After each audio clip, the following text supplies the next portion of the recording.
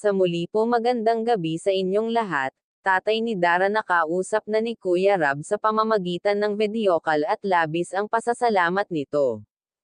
Dahil sa mga tulong na binigay ni Kuya Rab sa anak niya Dara emotional.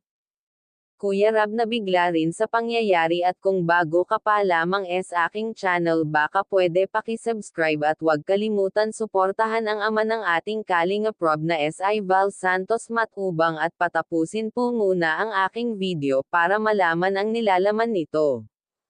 Dara napakaswerte nga naman talagang pinaghahandaan ni Kuya Rab ang paglipat bahay nila.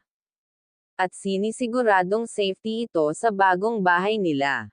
At balita ko kompleto na ito sa kagamitan sa bahay tulad ng refrigerator, TV, at washing machine at syempre may mga laman ng mga grocery and refrigerator nito.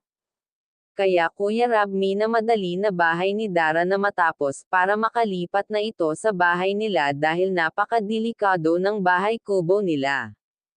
Dahil may kumakatok daw dito tuwing gabi. Ano kaya ang motibo ng mga ganitong tao bakit hindi na lamang sila maghanap buhay ng marangal?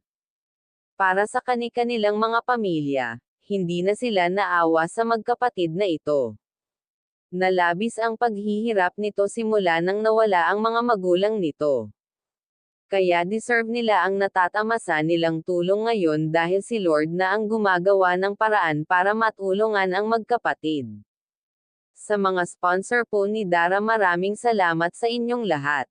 Sana wag kayo magsawang tumulong sa magkapatid, dahil sa inyo na lamang ang tanging paraan para makapagtapos at magpursigi pa ito sa pag-aaral, dahil ito na lamang ang kayamanan na maibibigay niya sa kanyang kapatid para maiahon niya ito sa kahirapan. Sa mga sponsor ni Dara San tuloy-tuloy lamang ang inyong panonood at pagtulong kay Chinitang Dara, dahil ito yumano ang pangtustos nito sa pag-aaral, hindi na siya naglalakad pauwi at papasok sa eskwelahan. Salamat po sa inyong panonood.